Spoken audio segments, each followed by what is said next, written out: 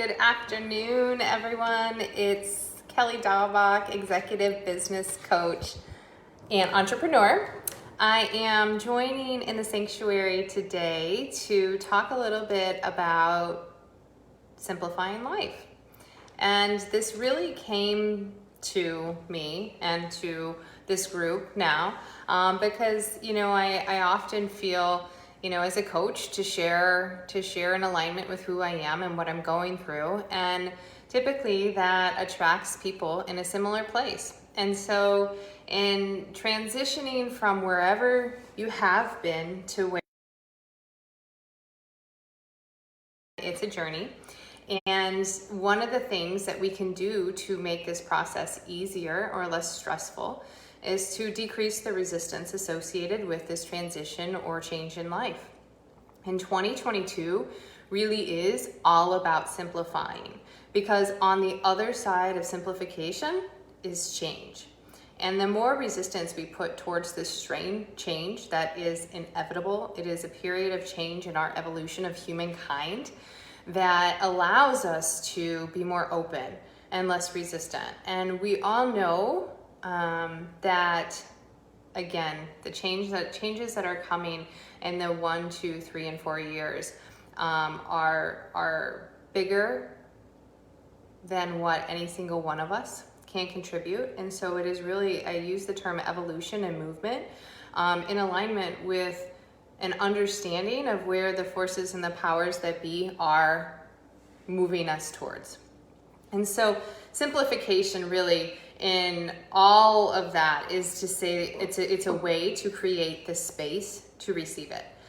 Because it's coming. And so I always say that, like, you can either receive it and be part of the journey and part of the flow and be open to it and work through it, or it's gonna push you. And there is no two ways about it when there is change necessary, because the complexity of the life of humankind on this planet is at a point of no return. It is at a point of climaxing and complexity. And so the only way to go is to simplify.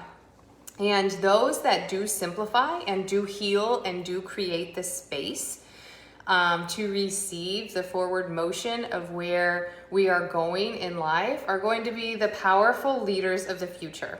And so that may or may not be you in your idea of what leadership is.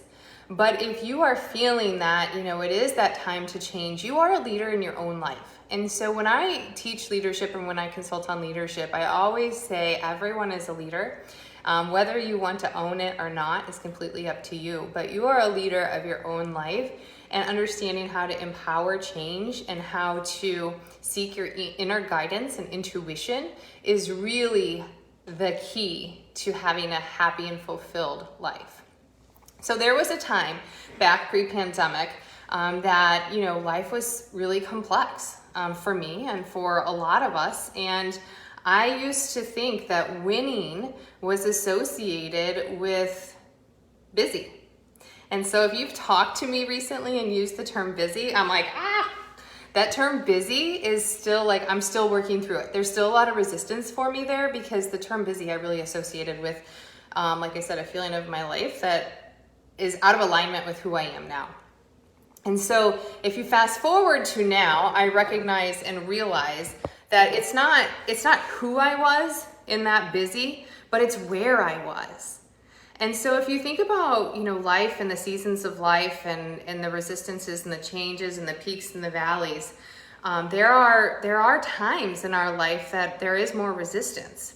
And in order to ease the resistance, we need to open up space. So, I created the sanctuary to open up space, whether it's in cleaning out our closets, which we're going to talk about today, or perhaps it's in a sound healing or meditation or yoga, mind, body, spirit. Knowing that you are in alignment with who you are is going to lead to that joyful life that we are all seeking. And again, going back to like the complexities of where we are, just to iterate one more time, that we are at a point of the happiest we've ever been and the saddest we've ever been, the richest we've ever been and the poorest we've ever been. Global warming is at an extreme. We are living in a time of extremism, and the only way to go back towards the feeling of balance is to recenter. We need to open this free attention and free this energy that's trapped in ourselves and in our consciousness. There's so much creative power in awakening a new way to live that those that shed the baggage, the old beliefs, and embrace this change, I'm telling you with much gratitude and appreciation for all that you are doing, you will be the ones that will be blessed with the creative solutions to lead societies into the future. Because 2-3 years from now, there will be tens and hundreds of millions of people coming to you asking how you got to where you are, and how you choose to contribute to leading others to the simpler way of living is completely up to you. But if you're feeling this way, you are meant to go first. So, talking about simplicity, before we get started, let me ask you, why do you want to simplify your life? For me, it's pretty simple. I know I did that. I desire to clear the space to receive the creative ideas to empower my abilities in alignment with my high intention.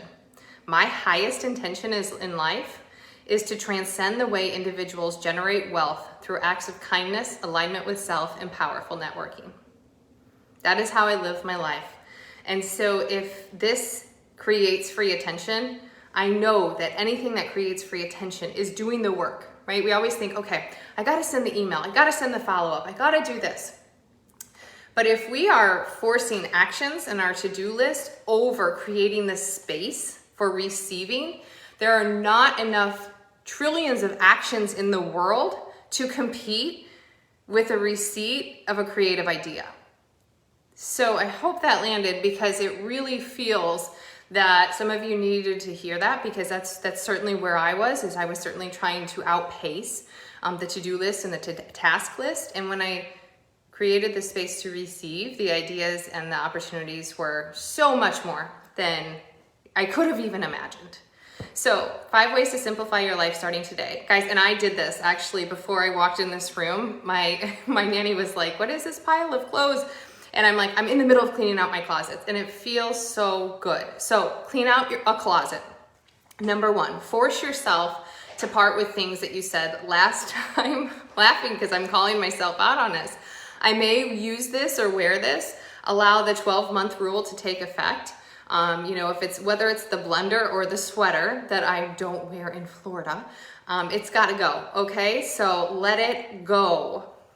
Number 2, cancel 1 or more appointments on your calendar. Do it.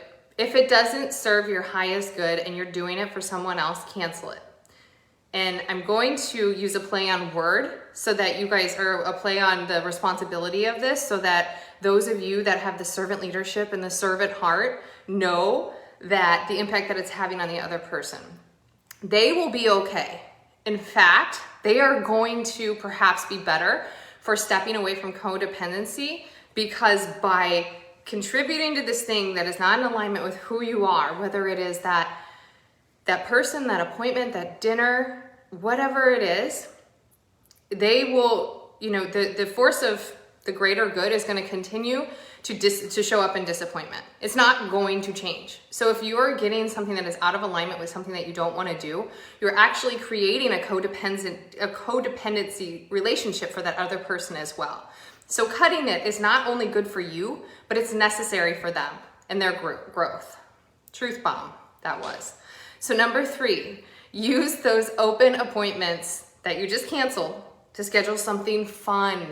And the trick in this is saying, I don't have time. We all are responsible enough, I hope, at least if we're aligning in this group, to know that we have all the time that we need. In fact, when I'm in alignment and in true appreciation, I'm astounded at the time that I have. So we feel a lack of time when we feel like we need to do things. And it's those ideas, and it's the societal beliefs and the societal norms. So you can release that feeling of need to do by replacing it with joy.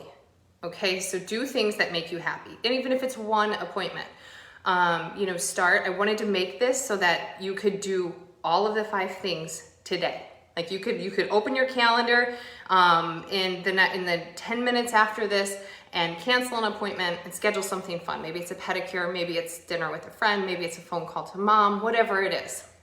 Replace it with something that is joyful for you. Number 4, ask for help. Just as you have a human need and connection to serve, so does every other human. And so empowering this leadership by asking for others' help is actually a positive way to contribute to expansion of consciousness. And it is, when we say we don't need help or deny ourselves help, and I'm the first one to admit, somebody literally hit me over the head last week and is like, Kelly, I'm giving you help on a silver platter, why aren't you taking it? I was like, whoa, I am denying this person and myself of receiving. And it's, indoctrinated beliefs and ways in society that we should do it all on our own. But guys, we're not meant to do this on our own. We are meant to collaborate and connect, because the leaders in this group and in this mentality and on this vibration are going to change the world. So ask for a mentor. Ask a neighbor to borrow something. Ask for feedback from a coworker. Whatever it is for you.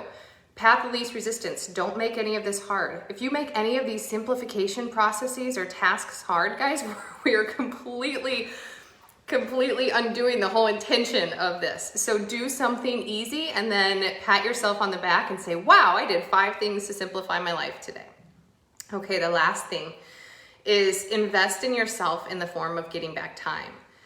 There is only one you, and you know your value. If you see my quote in the group today, it is, be smart enough to know your value. No, not be smart enough. Be brave enough to know your value. Be smart enough to invest in your only asset, and do it humbly.